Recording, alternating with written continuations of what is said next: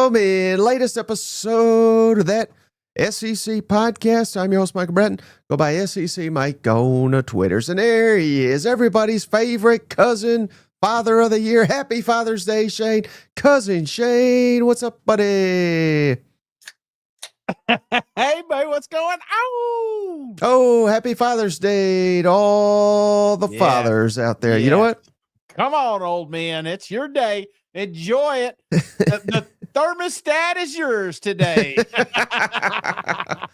So what's the temperature over at your place? Are you allowed to do however you want over there? She's covered up like an Eskimo, you know, because today's Daddy's Day. So, and I want to say shout out to the women of our lives that make our lives easier. Mine was spectacular. She let me golf all weekend.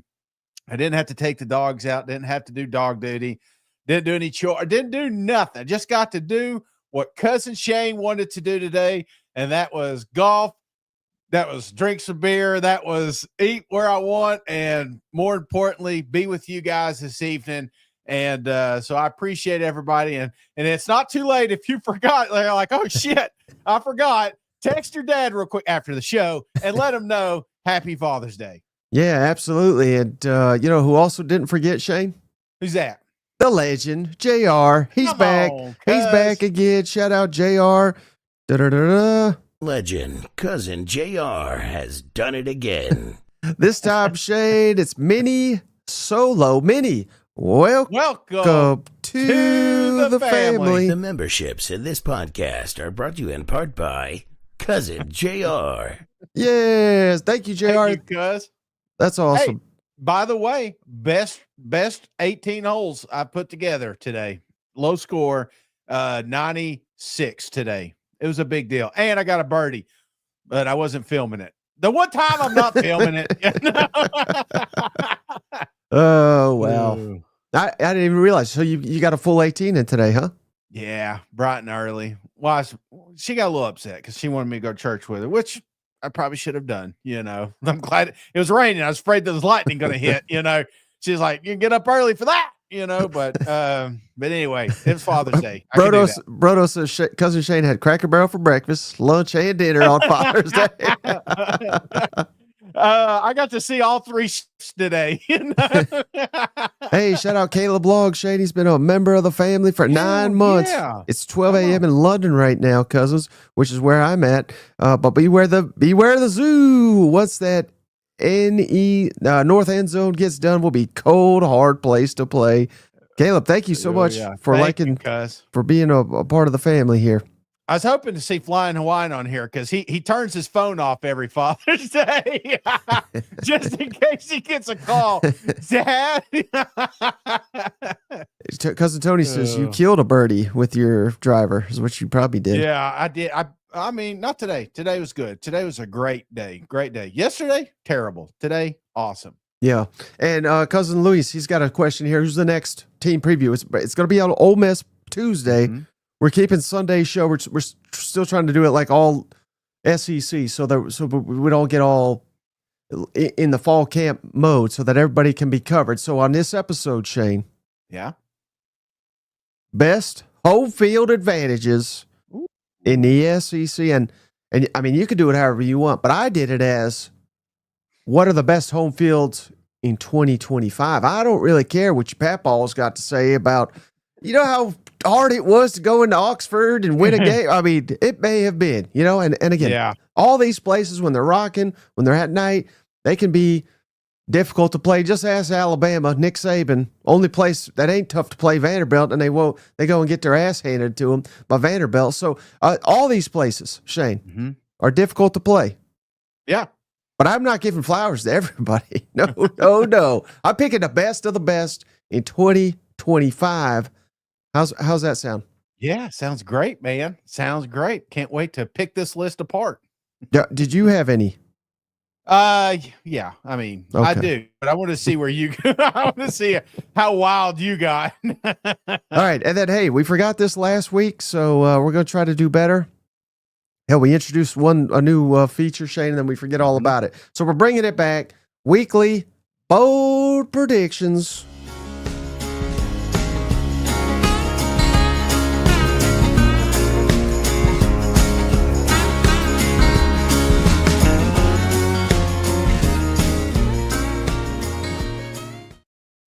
right, Shade. So we got weekly bold prediction. And you know what? Since I forgot, and it was blame me, it's all on me. I forgot. I'm coming with 2 bold predictions on this one. How's that sound? Okay, I got one. Okay. Yeah, I didn't tell you to bring 2. So again, that's on me. But shout out. We've been very hard. Well, not hard. We try to keep it real, right? But I see the Mizzou fans in the mention, Shane. It's like been a daily thing here. They are feeling betrayed over here. Yeah. How about this for a bold prediction here? Their new running back.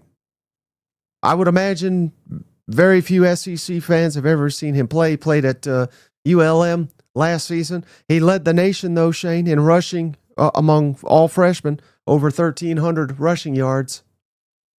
He's going to lead. Ahmad Hardy. He's going to lead the SEC, Shane, in rushing yards this fall. Thoughts on that one?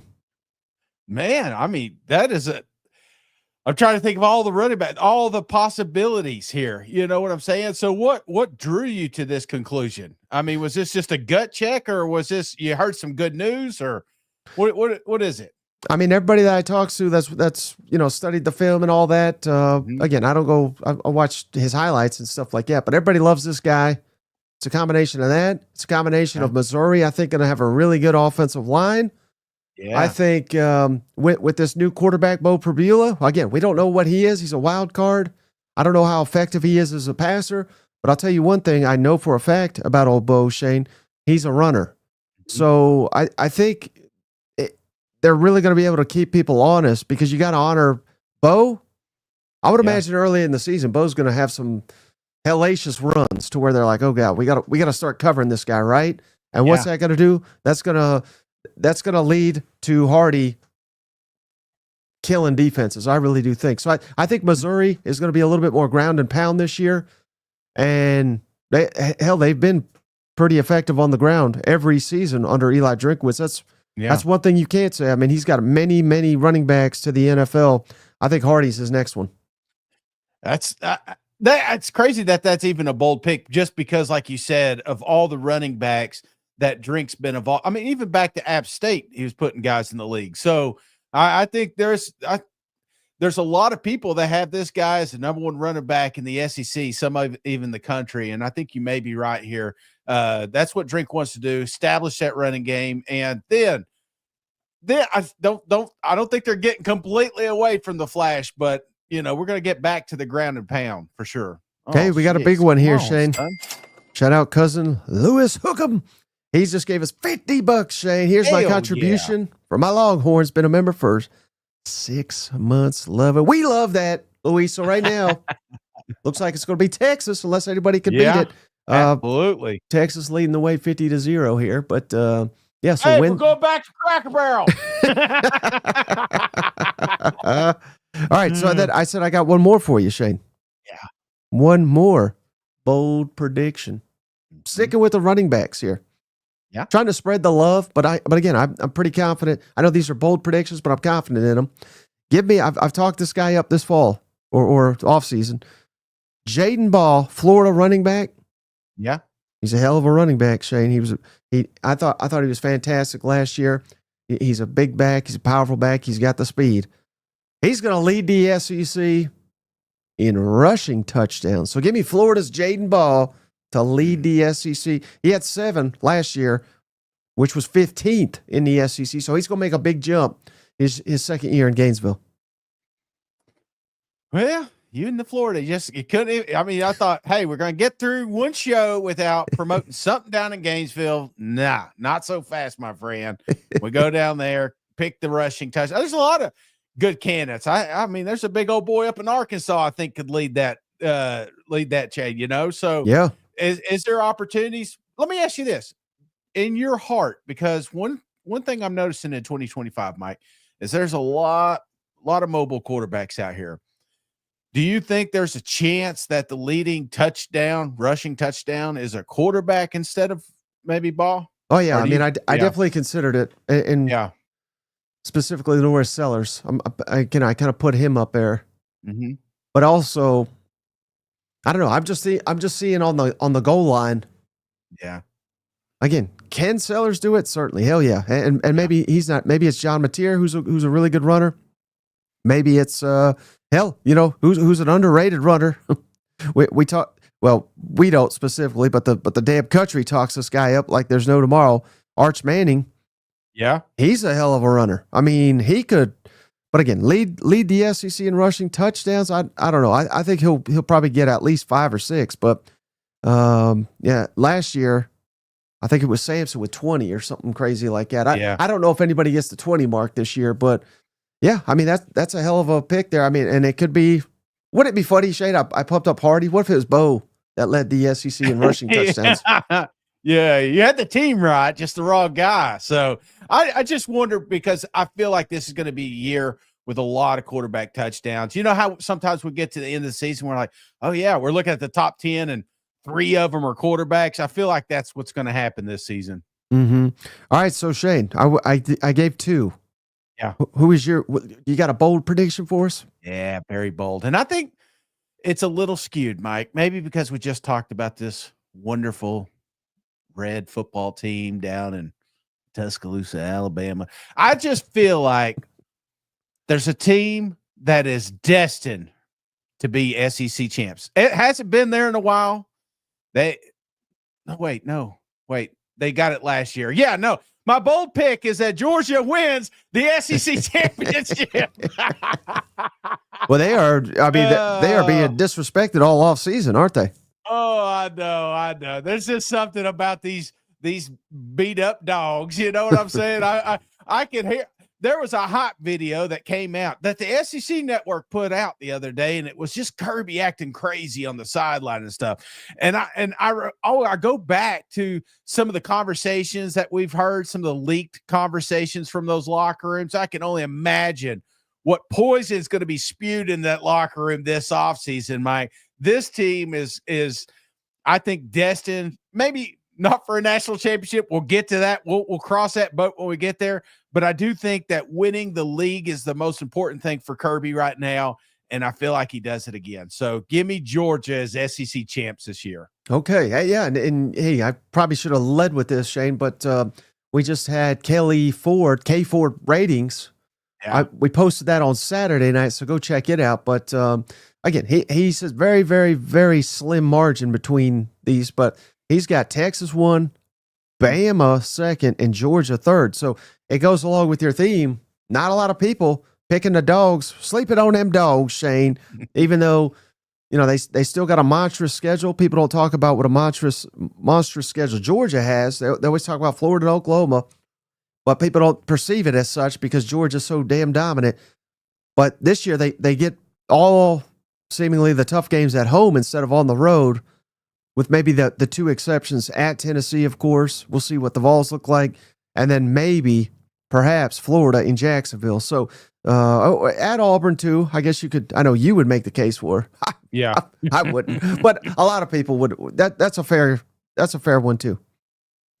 Yeah, and that's my bold take, is picking last year's SEC champ. But I do feel like they are getting slept on a little bit just because of the way the playoffs ended. Texas getting a lot of love. Clearly Bama's starting to get, pick up some love. LSU. There's the fringe teams that this could be the year, all like Auburn and A&M maybe, but South Carolina even. I've heard that one, but I just feel like still Georgia has got the reins on this league. They may not beat Alabama, but by God, they'll find their way into an SEC championship and win. Yep. All right. Hey, one other thing I wanted to get to before we get down to the best home field advantages, Shane. I don't know if you saw this. It was a couple days ago. We've been in fall camp preview, so I kind of been holding off on this. Mm-hmm. But the SEC has announced a bunch of kickoff times and things of that nature. Yeah. So I'm going to throw it up here on the screen here. Now, we already knew, sorry for just flying through this, but here's essentially what they've done. If you can see the screen, they've announced early, afternoon, and night kickoffs. And then several games are what's listed as flex, which means they could be afternoon. So think of the old classic CBS time slot or night. So again, they've announced a ton of these, and we've already known the first 3 weeks that have been out for a little while. So I'm gonna kind of blow past those. All the times are out, all the kickoffs, all the coverage. But starting week 4, September 20th. So these are out now. And we've got some interesting flex games here, Shane. Again, not a great week. It's still kind of slow. We're still in non-conference land. But here are the key flex games. Tulane at Ole Miss. Yeah. So I think they're waiting to see how good Tulane is. Maybe that's a night game with John Summerall. You know, he's a hot coaching candidate. South Carolina at Mizzou. Buddy, that again, let's throw up Mizzou's schedule real quick. Again, that's their critical game here the first couple weeks. Well, obviously Kansas, but more I'm talking about in terms of SEC. You really want that to be a night game, but they may make it an afternoon game. And then another one that this is absolutely huge, Shane, and they haven't decided whether this is going to be a night game or an afternoon. This is another flex. Auburn at Oklahoma. I think if you're Oklahoma, they're probably waiting to see what Oklahoma looks like against Michigan, and they're probably waiting to see what old Auburn looks like against Baylor. But if they're both undefeated, which very well could happen, I would assume that'll be a night game. But again, that is still up for debate. It's still up to be flexed. So I thought those were pretty interesting. What's your thoughts on? I mean, to me, it's potentially a massive advantage for Mizzou hosting South Carolina, a huge potential advantage for Oklahoma hosting Auburn, but we'll have to wait and see when they officially announce them. Well, as Nick Saban once said, I'm only worried about week 1, Mike. We can get the flex. No, I saw these when they got posted. A lot of schools were talking about the flex games and stuff. You know, at the end of the day, when we get late September, we're going to start identifying who's legit and who's not. You know, there'll be a little bit of separation by the end of the month. So I'm not too worried about what time you have, although I think any primetime SEC, I would love to see like the Tulane game. I do think John Summerall's a great coach, and I hope Tulane is a little better than they played in the bowl game with Florida there. But that one could be a great matchup, but it also could be like a preview to this guy next year in the SEC. So I'm not so much worried about the times right now, to be honest with you. How about this one though? The following week, this was I don't know who the hell decided this, Shay, but it pissed me off here. Notre Dame at Arkansas. Oh, then that's stupid. 11 a.m. Local time there, so it is nationally televised. But hell, Arkansas needs every break they can get, and that's a marquee game. I mean, how often do you get to host Notre Dame? I feel like the Arkansas really got robbed here by having an 11 a.m. kickoff with Notre Dame. Arkansas just can't get night games, and when they do, they pull off upsets. You know, so I would honestly prefer a night game just for the fans' sake, but I do see the slight advantage of having a noon game. Notre Dame is not going to be expected to lose this one. You catch them. It could be a great thing for the Razorbacks, but I'm just, you know, for me, I want to watch it at night because that seems when it's more electrifying. And then Auburn at A&M, that's been announced as an afternoon game. So that'll mean either 3:30 or 4:30 Eastern. So I feel like that's a little bit of a break for Auburn right there. Yeah, no, I like that one. That one's going to be a fun one to watch. I'm just I'm looking here. Yeah, that would be fun. And then our flex games, LSU at Ole Miss. I have to assume that's going to be a night game. Tennessee at Mississippi State, Kentucky at South Carolina, but we don't know. Those will be afternoon or night. Yeah. And how about this? I wanted to call your attention to this, Shane. Kentucky at Georgia the following week. Noon Eastern. You might say, what the hell? Kentucky, Georgia? I get it. But for whatever reason, Shane, Kentucky plays Georgia like better than anybody in the damn conference. I don't understand it. But even last year, I mean, Kentucky was awful, right? Yeah. They took Georgia down to the damn wire. Now, will they do it again next season? Very, very unlikely that'll happen. But I mean, the fact that they're making it a noon game, that gives me some optimism if I'm a Kentucky fan that we can slide in here and undetected in the middle of the night and just contend with Georgia for a little while here. I love this. And, honestly, I think it's so good for Kentucky. I saw a tweet earlier. I'm going to try to get it up while you're talking, but I'm going to post it. This is one of my favorite photos. Stoops comes out drinking and smoking, and I'm just thinking, damn, has Kentucky got something we didn't know about?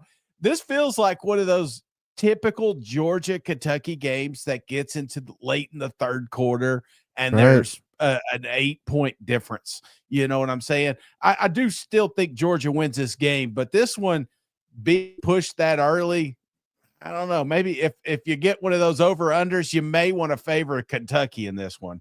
Yeah. Again, the point spread will probably be 30 or something.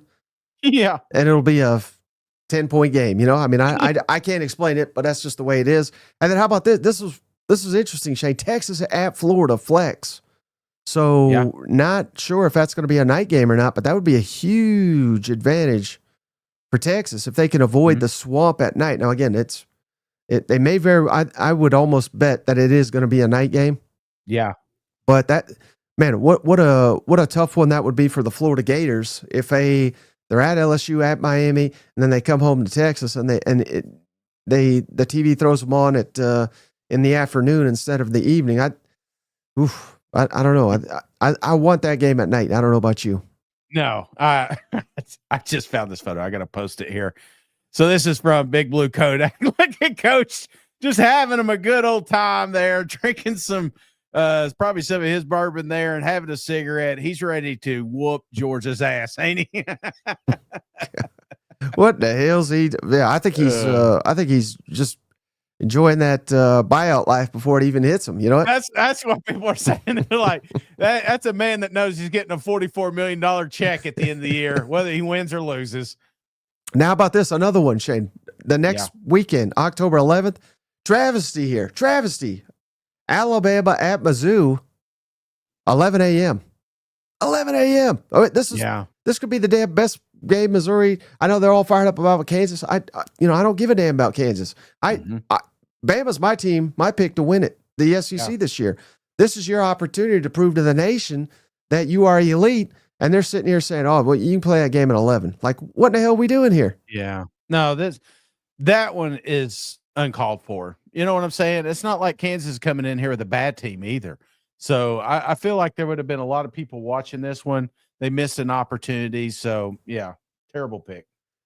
And Red River again, 2:30. Alabama. I'm sorry, the Kansas. So the Kansas one's at 11, and so is the Alabama game. The Kansas games. I said I don't care about Kansas. I think it's 11 too. No, I think it's 2:33, something like that. But Alabama's at 11 a.m.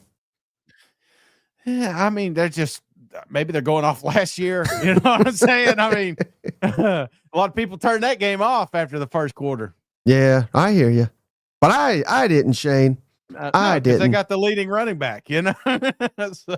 And then they got Georgia going to Auburn at night. I assume that would be the case.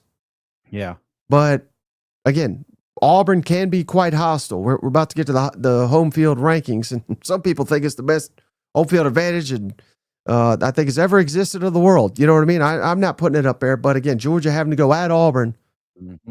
There's Auburn's opportunity to prove that they are playoff contenders. Yeah, no, absolutely. I make this game great again, So this is one that we haven't really got to enjoy in a long time. You know what I'm saying? A lot of people don't even know it's a rivalry. Right. Yeah. I mean, it's true. I mean, you polled Texas and like they said, hey, pick Georgia's, two rivals. Auburn wouldn't be on that list. They'd probably put Alabama, Georgia Tech or something, Right. Florida, maybe. So the rest of these are, again, Shane's right. I mean, these are months away, and we'll kind of figure out when these games are really popping. But just kind of the ones we've highlighted already were kind of the standouts for me. Yeah. Flex scheduling. I'm just ready to get into this thing, Mike. Aren't you pumped up for football? Seriously, it was the fall camp previews that kind of got me there. But, I've been doing the countdown. And the nice thing about doing a countdown is I post one a day, but I also see like 5 a day. I go through them, and Right. then you're like, oh, I totally forgot about that game. Like tomorrow, I've got the catch, the miracle down in Jordan Hare. I have that one going to be posted, but there was also another fantastic Julio Jones screen against LSU in 2006 or whatever year he was there, that actually they won. So it's like you're going through all these and it's just getting fired up. So sorry, I'm a little excited about college football. Well, I'm excited, Shay, because we got a donation from Brandon. Happy Father's Day to all the cousins. Got the fam watching the show. All right, Brandon, we appreciate you, buddy. Thank you, cuz. Appreciate it. We got his Ole Miss Rebels coming up on Tuesday. Liquid says football starts when media day gets here. That's what it is. It's right around the corner, man. We're already planning it. Maybe that's why I'm excited. All right, let's get into home field. Best home field advantages, Shane. Yes. Yeah. And again, I made this graphic a couple weeks ago. This is kind of when I've been thinking about it. And I'm not just going off the records, but here are the records. Just throwing it out there. And again, I know it. SEC fans, they get mad, Shane. They say, well, Oklahoma wasn't in the SEC for the last 6 years. Texas wasn't in the SEC the last 6 years. So right. Why are they up here? But, well, because they're in the league now, damn it. I'm just showing you what the records were. And just because Georgia 34-1 the last 6 seasons at home doesn't mean it's number one. Alabama 38-2 doesn't mean that they're number two. But, just for a reference, I thought these were kind of valuable and kind of certainly kind of gives you an idea of just where things have been recently, if that makes sense. Yeah, no, I think it's important, because when I put the list together, that was a factor. You know what I'm saying? Like you said, you made a joke about this isn't your Papaw's team. Yeah. I feel like there's a little bit of a transition of power, and you have to acknowledge it. You can't say, okay, well, this place used to be extremely dominant in the 90s or 2000s. You know what I'm saying? We're going into 2025. What have you done for me lately? But it's not everything, because when these teams get hot, that's another way I look at this, is like, if this team started off 5-0, how violent would that stadium be? So there's a couple of reasons that I kind of adjusted mine, right, if you will. No, I got you 100%. So again, I probably should have ran this by you. I just did the top 10. Yeah. Well, I kind of did. I did top 10, but I did it more like tier system. So, okay. Here are the teams. You stop me if I get to one where you're like, that's should have had them higher. Yeah. No. So again, there's got to be a cutoff, right? Yes. And again, these teams have won big games at home. I think they're capable of winning big games at home. But if you're asking me, Shane, if I'm going into the insert stadium, which ones do I fear the least? Yep. Vanderbilt. I mean, come on. It's still under construction. Wait a minute. So are you starting from 16 up, or what are we doing here? Yeah. Well, you said, I didn't said 10 and then you went to Vanderbilt. So is right, Vanderbilt 10th? I'm listing the ones that didn't make the top 10. Got it. Makes sense. And you let me know if I'm dead wrong. They're on there. Yeah. So Vanderbilt, not a top 10. I mean, that's obvious, right? Now, if they had 50,000 whistlers out there, they may be on to something, but no, they're off. Another one, Kentucky. I have seen Kentucky rocking. You can win some big games there, but not top 10 for me. No, them seats may be painted blue, because they're going to look a little empty this year. All right, and then another one, Shane. Again, these fans really hate that when I say this, but they've been outstanding lately. I'm not taking away from anything of their program or anything like that. I don't think Ole Miss is a top 10 home field advantage. I really don't. It's a smaller stadium. Yeah. I didn't even consider Ole Miss. No, I mean, fun environment. I think that if we're doing tailgating, they're definitely on top of that list. But as far as maybe number one, tailgate. Yeah, I mean, seriously, there's some things you will lead in, but as far as hostile environment, I do not have. What is it? Vaught Hemingway? Is that how you say it? Yeah, I don't have them in there. Yeah, and staying in the state, I don't have Mississippi State either. And maybe that's just need more cowbell. You know? Maybe that's just the current state of the football program, but I just Yeah. it's not an intimidating place right now. Now, again, it can be, it has been. Mhm. You know, that year they got to number one, they were beating the hell out of everybody at home, except Yeah. for Bama. Yeah, I don't have Mississippi State as top 10 right now. No, but it is a unique sound. And if you've not been there and you've not listened to cowbells just constantly, it is a unique environment. I will say that. It almost feels like a high school game on steroids. You know what I'm saying? Like a lot of steroids, not comparing. I'm not comparing Mississippi State to a high school, but if it were a high school team that hosted 70,000, I don't know how many they have there, then that's what I would say. Mm-hmm. And then I don't even, their fans got mad at me last year, Shane, because I had them pretty low. Mhm. I think this year they'd agree with me.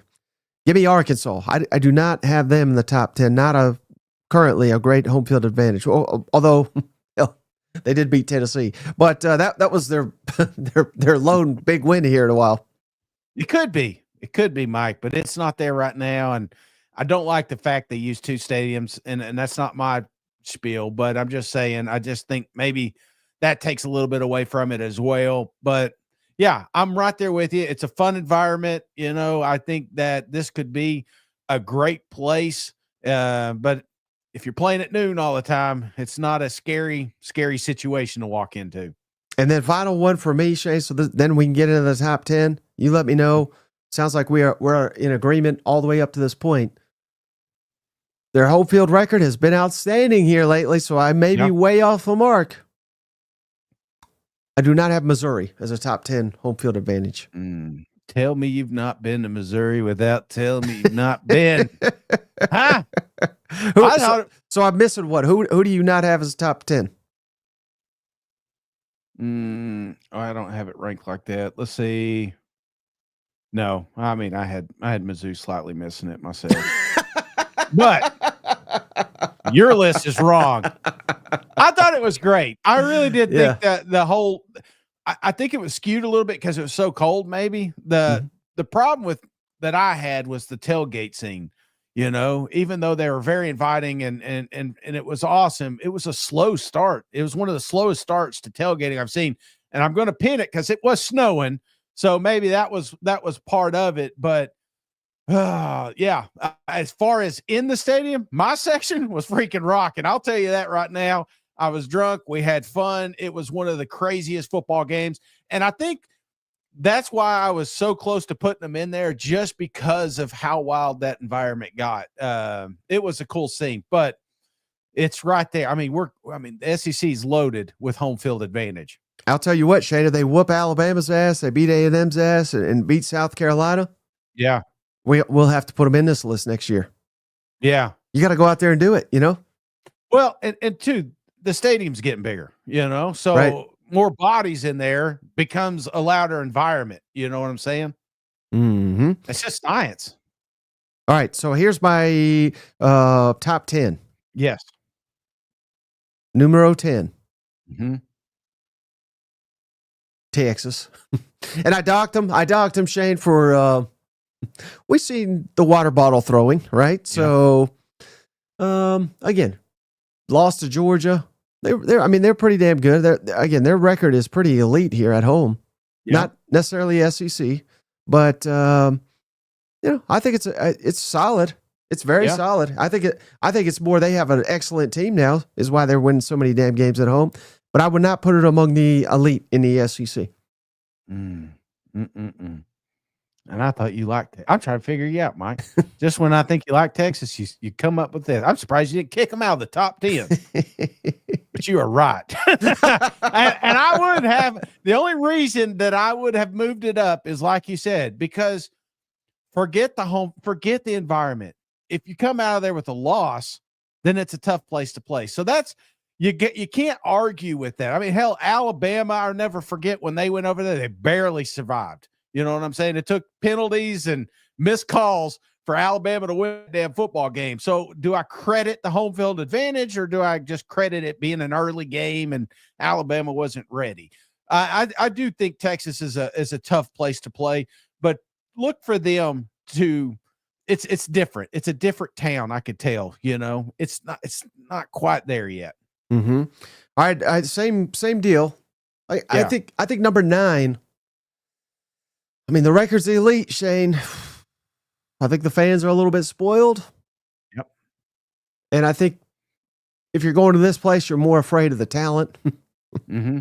Give me Alabama, number 9. Ooh, Mike. I mean, I got a problem when the coaches say, well, hell, you guys stay, don't leave. Of course, it's because they're whooping ass. But, when they're pulling a Lane Kiffin and saying, oh, man, it sure be nice if the fans stayed and rooted for the team, I heard Nick Saban say that one too many times for my liking. I've got them 2 spots higher than that. Because I've watched what have they lost? 2 games? Can you bring that record thing up again? I saw Texas go in there and whoop their ass. I know that. 38-2 the last 6 years. You know what I'm saying?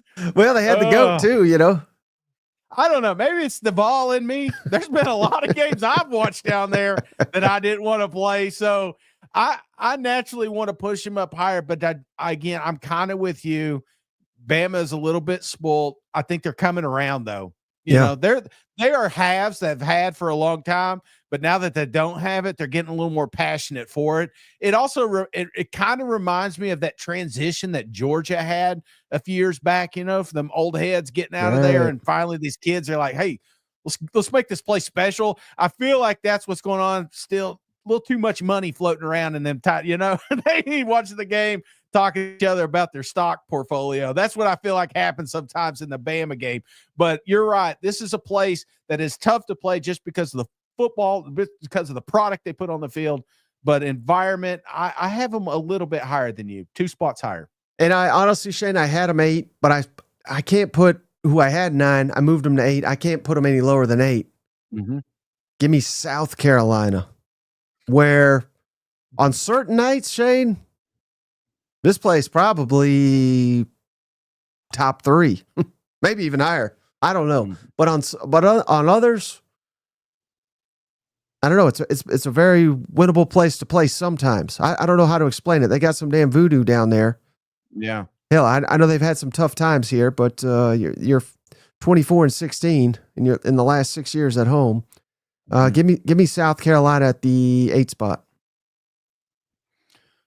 It's tough. You know what I'm saying? Because William Bryce at night is, I think about the Texas, for me, it's not so much about every game that they have in the stadium. It's about certain games. You know what I'm saying? It feels like it's based off the opponent and what the stakes are. And sometimes this place is unmatched. I mean, it's the toughest place to play. I have it a little higher just because I love South Carolina. I don't know why you hate them all of a sudden, and I've been there. And you talk about tailgating, by God, Mike, that's one of the, what I love most about that tailgating? It's flat, and it's easy to get everywhere you need to go. A lot of places. I didn't even get to all the sections there in Columbia. So them boys and girls know how to drink, they know how to party, and they know how to watch a damn football game. And at night, I've not had the privilege of watching it. I can't sit here and say it's not, but I got them in a different tier, Mike. I got South Carolina higher. Sandstorm kicks on. It's crazy. Next week, Shane, we rate the flattest. The easiest tailgates to get to. All right, number 7. I got a newfound respect for this place, Shane. I think the stadium's rocking. Yeah. Honestly, I think the tailgate scene, kind of like you were saying with Mizzou, it's got a long way to go to become elite in terms of SEC quality. But give me number 7, Oklahoma. I love that place. That stadium was fantastic. Maybe the best fans in the conference, Shane. I mean, yeah, at least to me. So give me Oklahoma number 7. Yeah, I can't argue. This is one I had a little bit higher or lower, I guess, what number you're looking at, but still top 10 for me. Mainly, I mean, does it get loud? Yes, but is it feared nationally? I think that's kind of where I'm looking at these tiers. Right. There are certain teams that go there expecting to lose. not a lot of SEC teams are doing that right now. Now that may change after a year or two, and then all of a sudden this place is, it's like waking a sleeping giant. I do think that could happen. I just don't think it's there now. I'll tell you who wasn't afraid that is now, Shane. Who's that? This guy. The board whooped Alabama's ass. You know what I mean? So that place could get rocking in a damn hurry. So I loved it. All right, now here's good. Steven says, quit talking food or we'll lose Shane. Here I'm like pulling teeth here because this was tough. You want to be in that top 5, right? Mm-hmm. Just outside. I got number 6. One of the best environments, but I don't know. I don't know how to equate this. This is so hard to do. They're not winning a lot of huge big time games at home. Give me A&M, Texas A&M number 6. Now I know they beat LSU last year at home, but I'm trying to think that I know they won a bunch of games, but I don't know. I think A&M should be top 5 with all the with the biggest stadium, right, in the SEC, I believe. But I don't know. So many losses there that they have the potential. It feels like I'm talking about their damn football program. I know you feel like every booster that's down there, because it's funny you mentioned that. There's 3 teams that I'm kind of going back and forth on, and this is one of them. You know what I'm saying? I have seen elite 12th man the place rock. Nobody wanted to play there. It was hot. I mean, Johnny Manziel time, even though the stadium was smaller, it felt like no one wanted to go there.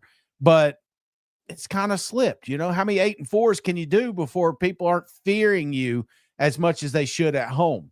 You know what I'm saying? I mean, hell, you got to win some big games. You got to win them at home. And I do think they're on the cusp of doing something special there. They're not quite there. So, yes, this is part of that 3-team mix that we're getting into. A little murky based off performance the last few years. And Cousin Bo makes a good point. They get 100,000 for non-conference games. This ain't fan rankings. Yeah. They got elite fans. Yeah. That's where you get elite talent too, because they pay. I mean, they're doing everything they can to support the team and get them over the top. It's just not been happening. So I don't know. Again, could you put them higher? You could, but I'm not. There's a lot of. There may have been 100,000 at Dollywood this weekend. You know what I'm saying? I mean, parking lot was crazy. I think they'll probably win every home game this year, right? Yeah. No, yeah. Again, the key ones: Auburn, Mississippi State, Florida, South Carolina. I mean, there's some losable games there, but they should. Again, if they're top 5, those games may not even be competitive if they're top 5 home field advantage. You know what? I'm moving them up. He's right. I'm moving it. The A&M doesn't belong here. A&M belongs. I got them in the 4th spot. Okay. Yeah, you might be right. Top 5. Yeah, because you are right. This loyal fans. They show up here. You know what I'm saying? If it's not easy to get 100,000 people to show up, especially when you're firing coaches and going through training. I mean, it takes true passion to be there, and this place can be electric.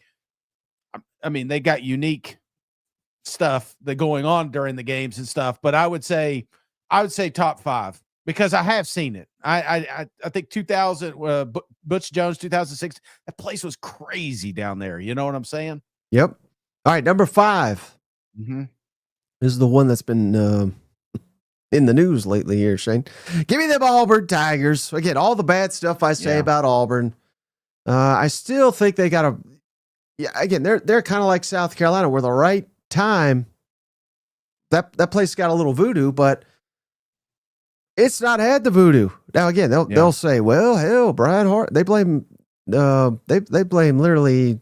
I mean, I think many of their divorces they're blaming on Brian Harsin. Even though he had a better record than Hugh Freeze. But he's not all to blame. But how about the time, Shane, when old Cadillac was your head coach and you beat A&M? Yeah, you know what I mean. Like there's nights like that where it's rocking. Last year, A&M That again, A&M a theme here, but that place can get rocking. It's one of the best environments. It's been way down here lately, and I think there are years where it probably was top 3. I've docked it down to number 5. Yeah, I have them one up from you. Wait, so 6 or 4? I have them 5 or 4. So no, Texas A&M. Then I have Florida at the lowest part of here. This is a part of that three-headed monster I was telling you about. Oh, okay. And the only reason I put Auburn in the middle of this is because, like you, I'm an old man, and I remember the crazy voodoo that's happened down there. Like you mentioned, it's some of the wildest things. I told you about the miracle. Well, I mean, some of the wildest plays you've ever seen happen in Jordan-Hare. But I will say this. It hasn't happened lately. It takes more than just an Iron Bowl upset to say this place is back. Right. We've got to have. There were games last year that the fans could have took over. I think about that Vanderbilt game. Like, there's no reason that couldn't be a moment for the fans to take over and make it a hostile environment. And I didn't get to see it. It's almost like a roller coaster down there. There's some great nights. There's some bad days, so Right. That's kind of why I got them there. Okay. Now number 4. Yeah. I wouldn't have. They would have it be close to 4, in my opinion, in a couple years ago. But they have elevated themselves, Shane. Give me Georgia Bulldogs. Maybe should be even higher. Again, this is a tough one. Are you rating the team? You're rating the environment. I think they have turned it into a top 4 every time it gets disrespected, Shane. Buddy, they respond in a big, big, big way. I don't think they've lost a home game since 2019. Of course, they haven't lost many games since 2019. But give me Georgia. Well, I had A&M here, and I have Georgia higher, so I'll go ahead and get them out of the way. I think Georgia's the 3rd spot. I could even argue 2nd. They're creeping up, man. I mean, again, home field advantage is not only about crowd noise, but it's about being feared, and that is a fearful place to play football in Athens, and I don't see it changing anytime soon. How many games they lost in the last 6 years down there? One damn game, and we're sitting here saying, I think they belong in the top. No, they may be the top 1. You know what I'm saying? Ask those other 34 teams what they thought about them. So I'm a little bit biased about. I mean, you're gonna you know where this list is going, and but I do think that this is a place, especially when they're pumping in sound. Is an electric place to play. Hey, shout out Cousin Luis. Shane, he's the one that gave us $50. Cousin Mike, Cousin Shane, will y'all be willing to come down to Texas? Club suites, unlimited food and drinks. What say you? That sounds like a plan right there. Sign me up. Sign me up. Pick the game. I'm there. You had me at food. Yeah, Texas got number 1 home field now.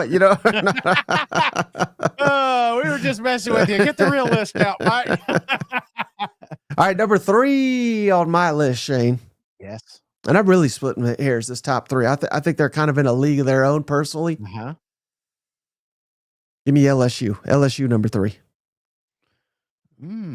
Wait, LSU? Are we talking about the same LSU? Same LSU that got their ass whooped by Bama at home last year. Same one that could have lost to Ole Miss, probably should have lost to Ole Miss. Tennessee went in there and ripped them a new one a couple years ago. Yeah. Okay. So here's the thing that LSU, I don't know what kind of politicking they're doing. They get literally every game at night. Yeah. I don't know why the SEC caters to them. Well, I think I know why, but they politic for more night games than anything. So the SEC doesn't. But I think that's a little bit of an unfair advantage. Yeah. Playing every game at night. Yeah, because it's the toughest place to play at night. Now, obviously, I got 2 more I think are tougher. You look at wins and losses. Those drunk Cajuns down there, you get them rocking. I'm telling you, brother.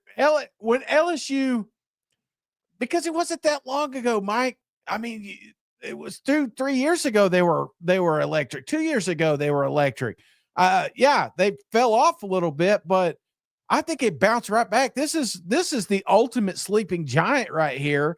It's Death Valley at night, and you talk about a feared place to play. Forget the football team. It's just a tough place to play. It's hot. It's humid. It's like you put a blanket on you. Everybody stinks. They're drinking. The environment, they're playing neck 10,000 times over. I mean, it is crazy. Not to mention the experience going to the place. It is intimidating. It's like if you're writing a book for intimidation, this is exactly what you'd mimic it at. Number one, and forget the recent biasy. I'm just saying, whenever teams are going to play, if there's if team A, team B are meeting at this stadium, I'm telling you, it is the most electric environment. Well, hell, I put them number 3. It's not like I'm saying they're dog shit, but geez, Louise says sweaty balls down there. Yeah. Yeah. I mean, Coach O's always sweating when you saw him down there. You know what I'm saying? So number 2, Shade. Again, Yeah. maybe I'm biased. Give me Tennessee, Neyland Stadium. I mean, it's, again, the record the last couple of years, maybe not. Well, the last couple of years, it has been elite. Yeah, they have one of the best home field advantage. I'm rating for this upcoming year. Because of Josh Heupel and everything they've done there, they have turned this into, when you talk about feared, Yeah. this is what I think about. I think of Tennessee is the only one that goes in there that beats them is Georgia. And hell, Georgia beats everybody. So I know they're cheating, so whatever. You'll be exposed. Yeah, I No, think Tennessee's elite. And I'm not saying that because I'm a big orange homer, but I mean, the place is crazy, especially at night. It is an awesome place, awesome venue, awesome tailgating. I mean, we're throwing mustard bottles, golf balls, you name it. It's going to make its way to the football field. This is a violent place to play, and they always find a way to keep it electric, even during TV timeouts. You know what I'm saying? So Right. I cannot disagree with you here at all. Number 2, give me Neyland. So number 1, I got a graphic here and everything, Shane. Yeah. Only one we haven't hit on. Give me them Florida Gators. Come on, Shane. Nah. I think it's a hostile environment. Again, Jeez. we could go back to this real quick. Again, look at where they're at. Look at where their team's been. That to me is the outlier. Is, again, if you remove Oklahoma, which maybe we should, maybe we shouldn't, top 4 in the SEC in home field advantage, Florida's had about the 12th best team during that time. You know what I mean? So Yes. it is one hell of a place to play. It's hot. It's humid. It's muggy. It's everything you said about LSU. Those damn Gators, they come out at night, buddy. And give me Florida. I think it's the most hostile place to play in the SEC right now.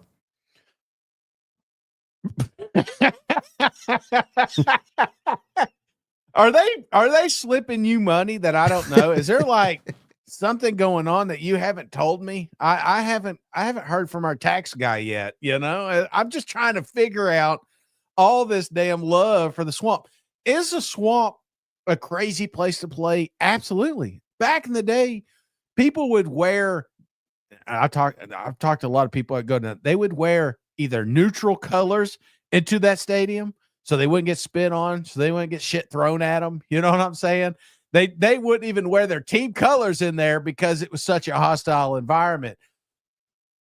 It's not the 90s anymore, man. It's not the early 2000s, brother. Is it a loud place? Absolutely. Get 100,000 people together, it's going to be loud, but I don't think the Swamp is as intimidating as 5 other teams we've talked about right now. I mean, you're Athens and the Swamp, get out of here. Which team? If you were, let's say, Arkansas Razorbacks, and you're walking into Gainesville, walking through the tunnel, and you're going to play a football game there, or you're over in Athens coming out, face Kirby Smart and his boys, which one is more intense? Which one's going to give you bigger butterflies? Yeah, see, you skewed the whole thing. You said Kirby and his boys. No, it's not about the team. It's about the environment. It's about the stadium. It's about the place, the fans. The answer is Florida Gators. Who ruined multiple playoff bids last year, Shane? Isn't it Florida Gators? They beat Ole Miss, beat Lane LSU. Kiffin shot himself in the foot. You giving? How about LSU? Your LSU Tigers. They'd be in the playoff if not for Florida. Faked out everybody. It's a big scam. That's what it is. They got lucky with LSU. They got lucky.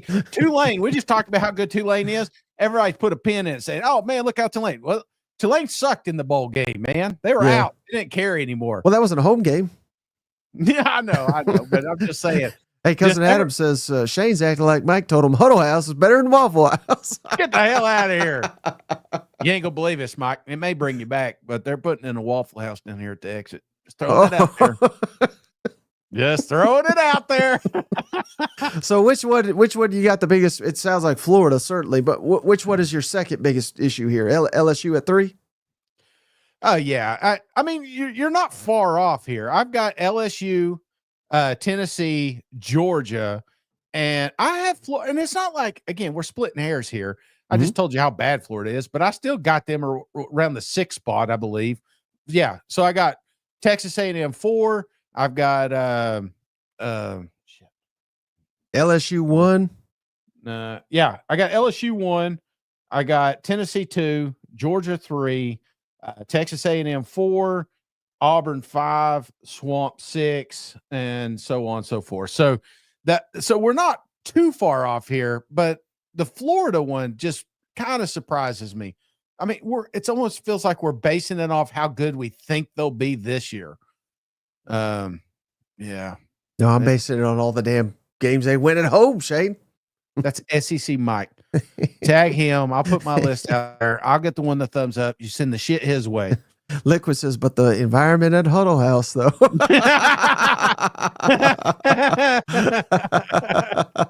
Oh, gosh. All right. Well, hey, buddy, anything else before we hop off the line? No. Cousin Bo says your list's way better. Thank you. Thank you, Bo. Appreciate you, cuz. See, that's my burner. That's where I went. I was mad. Oh, jeez. No, I appreciate everybody hanging out with us on Father's Day. And I know there's a lot of dads out there. I appreciate everybody. I think the funniest meme I saw, you know what? It's Sunday night. I'm going to say it. You go ahead, talk, Mike. I'm gonna read this one here. I thought it was hilarious. Ashley Schaefer B&W says, here's his top ranking, Shane. Neyland North, and Neyland West. Here it is. This Sunday, thank your dad for bringing you into this world because your mom probably wasn't even in the mood.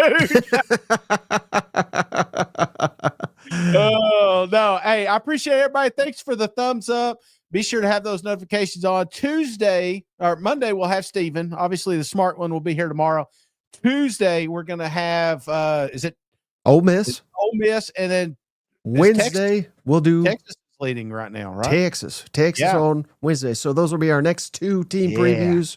Don't forget to check out the Kelly Ford interview. That's posted this weekend, getting a lot of engagement, a lot of positive buzz with that. So, hey, we appreciate each and every one of you. Happy Father's Day. We'll catch you on the next one. All right. See you guys. Go Vols. Damn Gators. Hey, buddy. This beer's for you, Mike, and Cousin Shane. That SEC podcast loves the Pirate, and the Pirate loves that SEC podcast. Hail State.